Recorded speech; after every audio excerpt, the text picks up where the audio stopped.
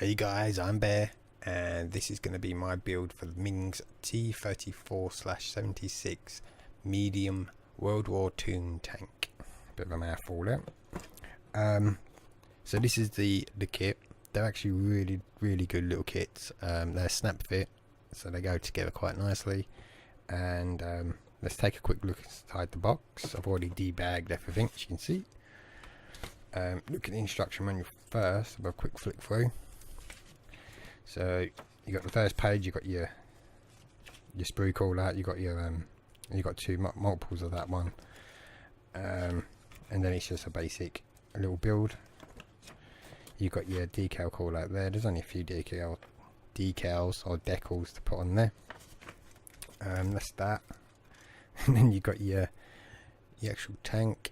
That for a little kit, they're actually that costs quite nicely detailed. So you got your top of the tank, top of your turret, and that sprue.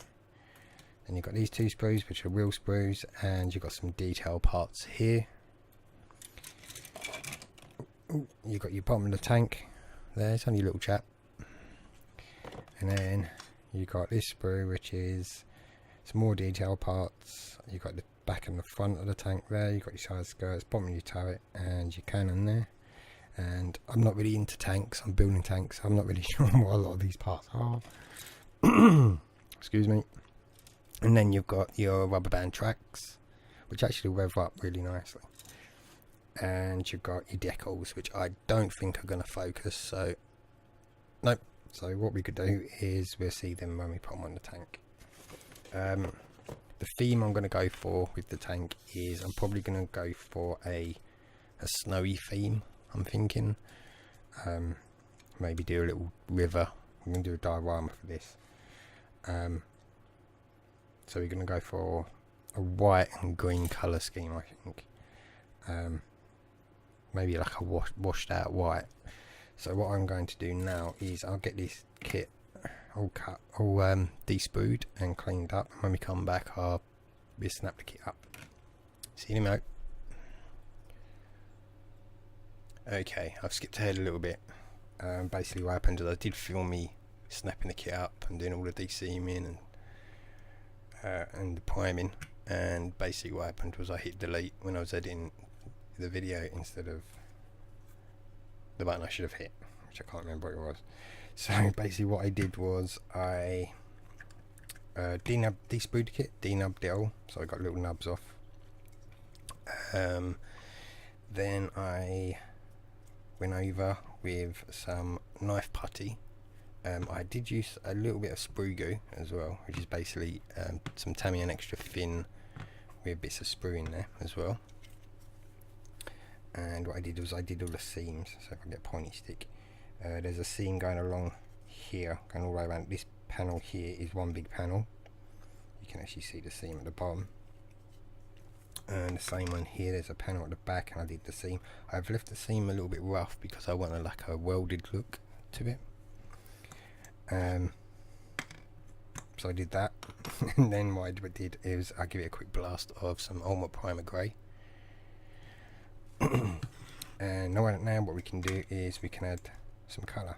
But before we're going to do that, we're going to do the base. So basically, if I get this over here, I've already done the base as well. So this is the base. It's basically sand and PVA stuck to a bit of card. So what I do is I'll quickly make another one and show you how I did that. Here's one I prepared earlier. So I've got a bit of card, which I've actually dampened down with some water. So it's just damp bit of card. And this is a base I made up with some cling film over it. I use this as the insert, like this, just to push it in. This is basically going to be a mould.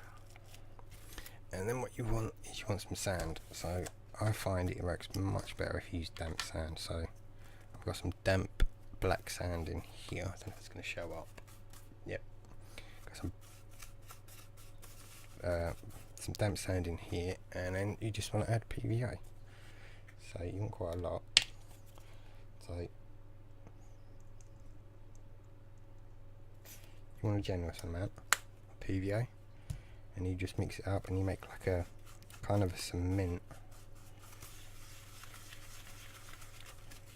the sand and the PVA, and then you just pour it in.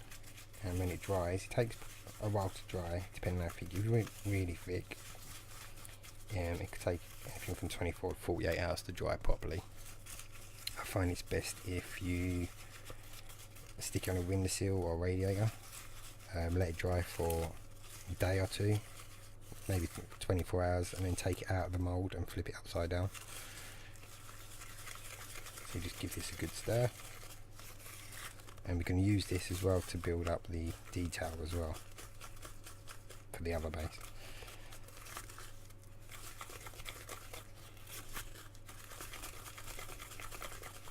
So you want to get a really good stir, make sure you get all the PVA gone. So you want a consistency like that, so like a runny ice cream. And then what you do is you just pour it in. So just pour it in there like that.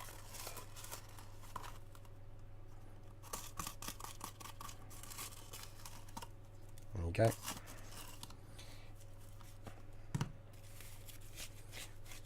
And just fill this up with your goo.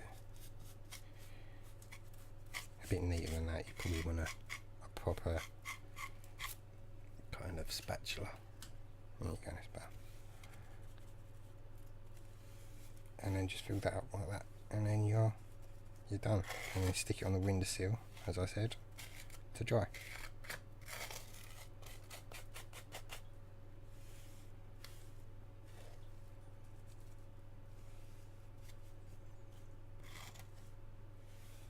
There you go. You can make it neater, but that's just a quick version of what I do. There you go. And then you end up with that. And then when it dries, you end up with that, which is basically a bit hard with some sand and cement. There you go, stuck to it.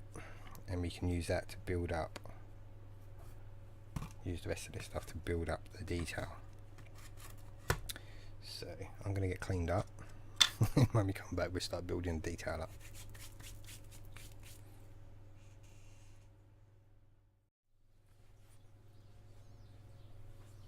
Okay, and we're back, and we have some colour. So basically what I'll do is I'll go over what we did, or what I did. First I went over with some green, which I used Vallejo 006 white, light green, sorry. I was going to say white green then, light green. Which actually didn't turn out too bad. Let's put it over there. This is the colour. Actually, it's actually a nice colour. And then what I did was I went over with some mascol. I went over some tape, but it just got fiddly. So I stripped all the tape off and went over with some mascol, which is basically like latex, just to get all like these gaps so you can still see the green and like the camo effect. And then I went over with some 001 Vallejo white. And I did mist coats over the top, so the paint's kind of transparent. It's got like a green tinge to it, so you can still see like the green underneath, so it looks like it's washed out a bit. And then I used a clear coat. I used some Pledge, I think I used. I wish I had a bottle, but I can't remember where I put it. I think it's downstairs somewhere. Yeah, so it's ready for some decals or decals and some detail painting as well. And the base, which is here, so I put the sand around the pencil marks we drew, and this actually had about a week to dry. Then I went over with some grey primer, and then I used some old white paint I had, and I've gone over that because the sand's quite porous, because it's quite rough, it's quite porous, so you spray it and it soaks in. So I went over with some white, and this is now ready for some snow effect paint. So it didn't turn out too bad. Let's put that like that. Didn't turn out too bad.